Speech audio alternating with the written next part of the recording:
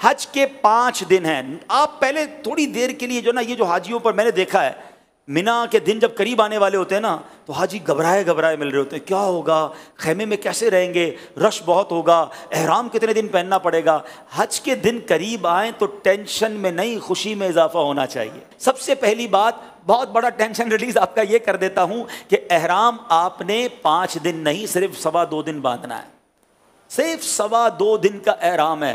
1.5 دن تو پہلے عمرے میں باندھ لیا تھا آپ نے, پھر کائی کی ٹینشن ہے. پہلے میں نے کہہ دیا احرام فرینڈلی ہو جاؤ, اور حج میں میکسیمم 2.5 دن کا احرام ہے, کوئی 5 دن کا احرام نہیں ہے. ٹھیک ہے, تو آدھا ٹینشن تو ویسے ریلیز ہو گیا ہوگا. اب آ جاؤ حج کے 5 دن کیا کیا ہیں. 8 ذو الحجہ, 9 ذو الحجہ, 10 ذو الحجہ, 11 اور 12. ٹھیک ہے, یہ 5 دن حج کے جو اہم مناسک ہیں وہ اس کے اندر ہیں. 8 کو ہم نے کہاں جانا ہے, انشاءاللہ مینا جانا ہے. کہاں جائیں گے؟ ظہر کی نماز سے پہلے مینا پہنچ جائیں, اور 5 نمازیں مینا میں پڑھنی ہیں. ظہر, عصر, مغرب, عشاء اور فجر. فجر پڑھیں گے وہ کون سا دن ہو جائے گا؟ ویری گڈ, کون سا دن ہو جائے گا؟ 9 کا دن. 8 کی ظہر سے لے کر 9 کی فجر تک ہم نے مینا میں رہنا ہے. 5 نمازیں پڑھنا مینا میں سنت ہے. اب 9 کی فجر کے بعد یاد رکھیے گا, حج کا crucial day, most important day of حج, جس کو وقوف عرفہ اور جس کو یہ کہیں کہ وہ رکن اعظم ہے حج کا, اس کے بغیر حج ہی نہیں ہو سکتا, اور وہ ہے عرفات کا دن. اور اب یہ دن آ گیا ہے 9 ذو الحجہ, یہ یوم عرفہ کہلاتا ہے. اب حاجی کو جانا ہے عرفات کے میدان میں. جو 9 ذو الحجہ کا دن ہے وہ پورا دن ہم نے کہاں گزارنا ہے؟ عرفات میں. یہ خاص دن ہے. جیسے ہی ظہر کا وقت شروع ہوگا, سبحان اللہ, ظہر کا وقت شروع ہوا اور جتنے لوگ وہاں پر عرفات میں موجود ہیں احرام کی نیت کے ساتھ, وہ سارے کے سارے حاجی ہو گئے. ہاں, ایک لمحہ بھی کسی نے ظہر کا وقت شروع ہونے کے بعد سے لے کر اگلے دن صبح صادق سے پہلے عرفات میں گزار لیا, وہ حاجی ہو گیا. ہاں, لیکن جو صبح چلا گیا ہے یا ظہر کے وقت سے پہلے گیا یا ظہر کے بعد بھی گیا, وہ غروب آفتاب سے پہلے باہر نہیں نکل سکتا. یہ بڑا مسئلہ ہے کہ بعض اوقات ہوتا یہ کہ دوپہر 3-4 بجے سے بعض خیمے والے کہتے چلو بھائی مزدلفہ چلنا ہے. نہیں, مغرب کا وقت ہو گیا, اب آپ آ جائیں گے مزدلفہ. یہ جو رات ہے, اللہ اکبر, بعض علماء فرماتے ہیں کہ یہ حاجی کے لیے شب قدر سے افضل رات ہے. یہ بڑی مبارک رات ہے, دعاؤں کی قبولیت کی رات ہے. پتھریلی زمین پر وہ مزہ آتا ہے جو 5 اسٹار ہوٹل کے بیڈ میں مزہ نہیں آتا.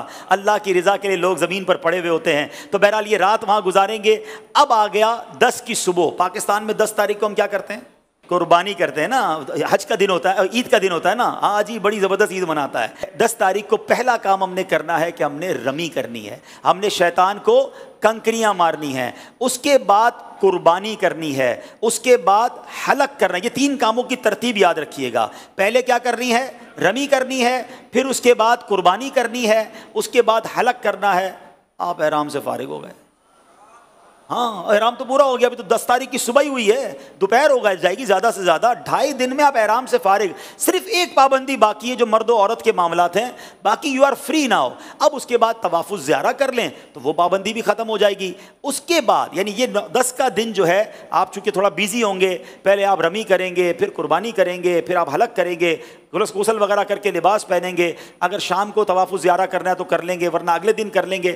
اب صرف آپ نے 11 اور 12 کا دن گزارنا ہے مینا میں, اور راتیں گزارنی ہے مینا میں, اور رمی کرنی ہے. ایک واجب باقی رہ جائے گا جس کو طواف رخصت کہتے ہیں, وہ جب وطن واپس جانا ہوگا تب آپ کر لیں گے. تو یہ ہے حج, جو یہ 5 دن ہیں. اس میں پہلا دن مینا میں, اگلا دن عرفات میں, اور بقیہ 3 دن بھی مینا میں گزارنے ہیں. یہ آل ٹوگیدر 5 دن بنتے ہیں. اور آخری دن 12 کو عصر کے بعد مغرب سے پہلے آپ مکہ آ سکتے ہیں. تو یوں دیکھا جائے تو یہ 4.5 دن بنتے ہیں اور 4 راتیں ہیں. تو اٹس ناٹ ہیوج ورک. کوئی ٹینشن ڈالیں, اپنے ساتھ آپ ضرورت کا سامان لے جائیں گے اور لوگوں میں تقسیم کرتے رہیں گے تو انشاءاللہ حج میں کوئی ٹینشن اللہ نے چاہا تو نہیں ہوگی. آپ دوسروں کو ٹینشن ریلیز کرنے کا ذہن بنا لیں, انشاءاللہ آپ کی ٹینشن پہلے ہی ختم ہو جائے گی. انشاءاللہ ہم دوسروں کی مددگار بن کر حج کریں گے انشاءاللہ.